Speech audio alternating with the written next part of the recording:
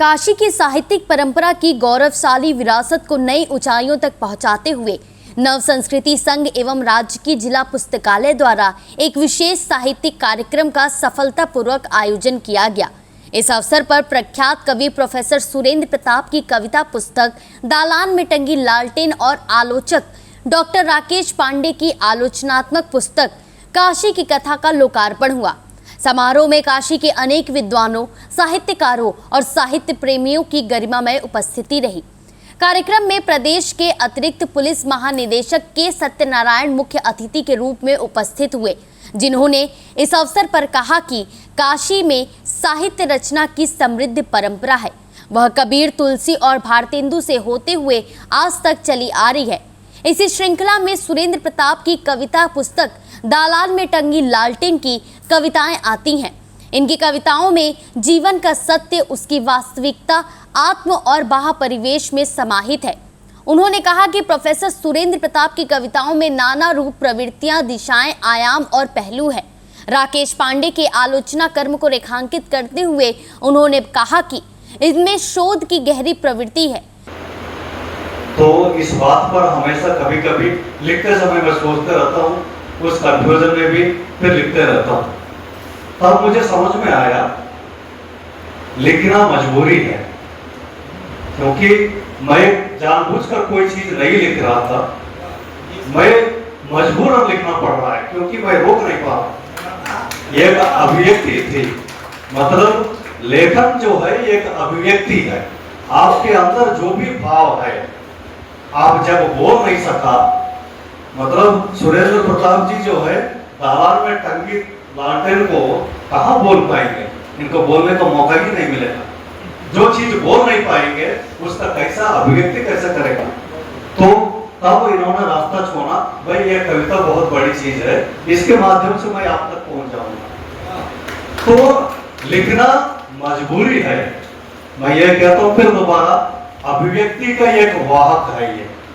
आप जो है उस चीज को आप कहानी बोलिए, कविता बोलिए, उपन्यास बोलिए, या जो भी नाम आप दीजिए, उसका विभिन्न रूप है। हम लिखने वाले हैं, लिखते हैं, जो चित्रलेखन करने वाला चित्रलेखन करते हैं, और नाट्य करने वाला नाट्य के जरिए वो अभिव्यक्ति करते हैं। ये अभिव्यक्ति का विभिन्न रूप है। अब ये कब से शुरू हुआ, क्यों हम अभिव्यक्ति दें? तो जब से इंसान पैदा हुआ है तब से ये अभिव्यक्ति का माध्यम भी शुरू हुआ। कार्यक्रम की अध्यक्षता प्रोफेसर इंदिवर ने की, तो वहीं प्रोफेसर श्रद्धानंद ने भी अपने विचारों को बखूबी व्यक्त किया। इस दौरान लेखकीय वक्तव्य में प्रोफेसर सुरेंद्र प्रताप ने कहा कि वर्तमान समय में कविताओं में बिखराव आ रहा है, कविता सिमट रही है। वैश्वीकरण, बाजारवाद एवं विश्व परिदृश्य इनके अनेक कारण हैं। कविता अन्य विधाओं की तुलना में राष्ट्रीय, अंतर्राष्ट्रीय संकटों, सामाजिक असमानता, अन्याय, शोषण और सांप्रदायिकता से मुठभेड़ में सक्षम है। बनारस की चर्चा बनारस में नहीं है, उतनी बाहर है। मैं जब भी दिल्ली जाता हूँ तो मुझसे बनारस के बारे में बड़ी गूढ़ बातें लोग पूछना चाहते हैं, और मुझे कितना ज्ञान है मैं बताने की कोशिश करता हूँ। तो इसलिए आजकल मैं बनारस को पढ़ रहा हूँ। बनारस को लिखी अंग्रेजी की किताबें, बनारस को लिखी हिंदी की किताबें, और देखिए बहुत अच्छा, बहुत से अफसर लिख रहे हैं। ये जरूरी नहीं कि हिंदी के पढ़ाने वाला मास्टर ही लेखक बनेगा।